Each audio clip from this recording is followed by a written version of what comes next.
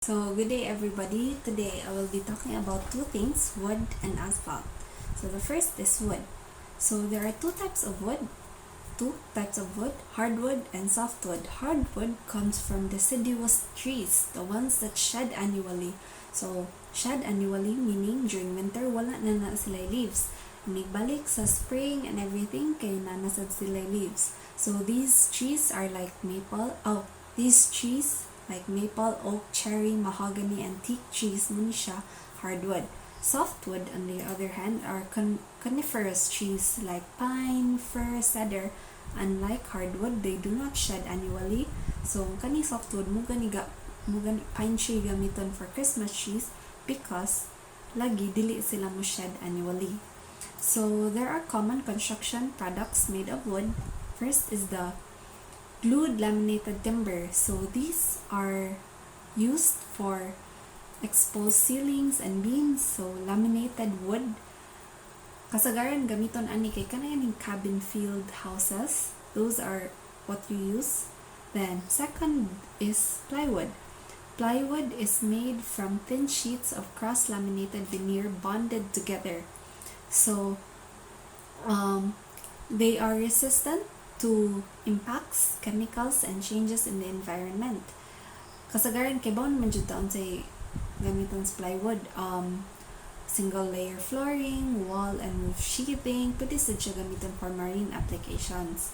Second is the oriented strand board. Different ni siya sa face sa plywood ug sa glued laminated timber because ang strands sa wood kay i-glue together.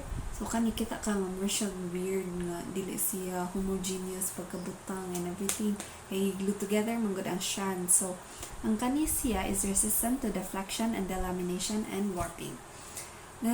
Lastly, cross-laminated timber. If kita ka, cross-laminated iyang name because more siya Jenga pieces stacked together nga dili siya if straight ni X niya ano na po niya ana. So mo ni siya inani ang cross-laminated timber. So timber versus lumber, we all hear this, but unsa may difference ani nila? Not in the type of the wood but rather in the kadak-on sa wood. So timber is 5 inches wide and 5 inches thick nga cross section. So anything more than that, those are timber. Ang kanang timber regardless sa iyang katason kay if 5 inches wide, 5 inches thick, more than that, those are timber. Contrary timber, lumber, kay smaller than 5 inches wide and 5 inches thick.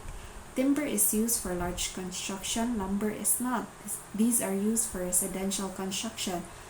Gamiton sa ni siya for scaffolding. If dili gani ka mo gamit og steel, kasagaran ana lumber ang gamiton. So the structure of wood, gamiton ni siya, we have to know this because we use wood for construction. So the physical properties, the density, how busok it is, the more busok the wood is, the stronger the wood it is. Second is growth rate. So kay man ta nga if kalit-kalit siya mo expand, it's not good for the wood. So slower growth rate means slower expansion, meaning more busok it is, then higher strength. Lastly, moisture content. We all know that water and wood in construction do not mix together and form a good thing. They normally form a bad thing. So more water means less strong, less water means more strong. The mechanical properties. So the stiffness, its ability to turn to the natural shape if put load. So let's say inani mo ni ang wood. If nagani person nga mukuan here, mo bend siya, bahalag mo bend siya. If wala nang person, dapat mo balik siya. That is stiffness and elasticity. Tensile strength. If kita kag wood, diba iyang fiber kay straight? Ang kanang tensile strength kay dependent on the fiber dimensions and arrangement. So kung asa gani ang fiber niya i-pull na nimo together, that is the tensile strength. The compressive strength is the ability to resist load upon its cross-sectional area. So compression.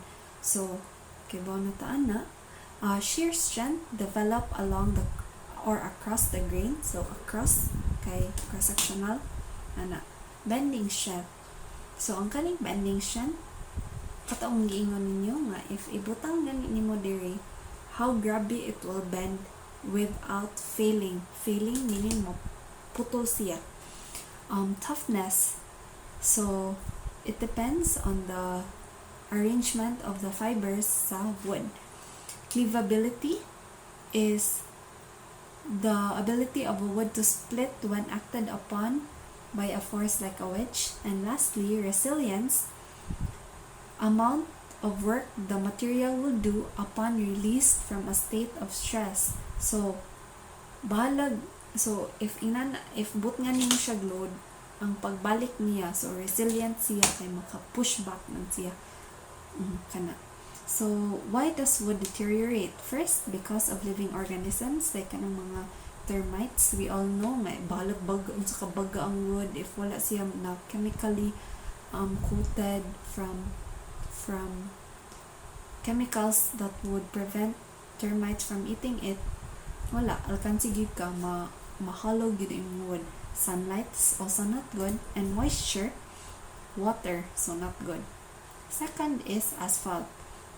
So asphalt is a mixture of aggregates, binder, filler used for construction and maintaining of all kinds of roads.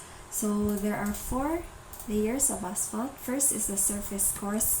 Ang kaning surface course kay mo ni siya ang pinaka top layer. It's normally 4 centimeters. Ang kani siya should last about 12 to 15 years. So kani siya dapat 12 to 15 years siya because siya man ang first nga maigo sa tanan, sa traffic, sa changes in the weather. So kani siya it must have a standard quality for a longer lifespan kay da maigo man siya sa tanan. Second is the binder layer, binder course. As its name suggests, it is what binds the lower surfaces to the surface course.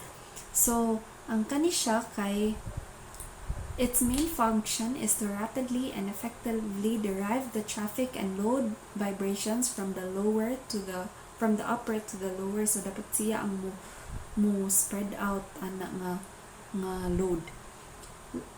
Third is the base layer. Muna siyang second to the pinakabaga nga layer. Ang base layer is the most important in structurals, like yung structural capacity, dapat pinakaisog ang base layer because ang last layer, which is the unbound material and foundation, kani siya kay often constitute the weak material. So dapat muagi pa siya sa surface, sa base, o sa binder course, aya pa siya maabot sa unbound materials which is weak.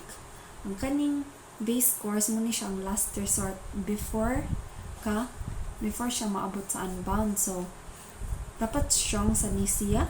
Then ang kani siya it is a coarse base layer. It is a coarse grain rock mix which ensures the even distribution of load.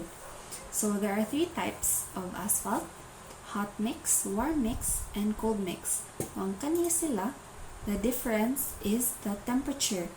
Ang hot mix, with its name, muna ang pinakainit ka mix, 300 to 350 degrees Fahrenheit. It is the most common type, so this is what we actually use because it helps weatherproof it. Withstand severe, slow oxidation, weathering, and everything. Ngunit siya ang pinaka-strong na asphalt. Warm mix is the middle one, 20 to 40 degrees Celsius. Then costs less because it utilizes less energy because di man kay siya init, and is ideal for nighttime and winter construction. Lastly is the cold mix. As its name suggests, it is not as hot. It is the most economical because dili man siya mag-need og energy, but it is not good if you think about longevity. Like dili jud siya mulast good kay ang hot mix, but di makaya sa weather for other countries. Muna if need gyud itapak kay cold mix ay usa, then when you can mo use na ka sa hot mix. So basically that's it. Thank you for listening and I hope you have a wonderful holidays.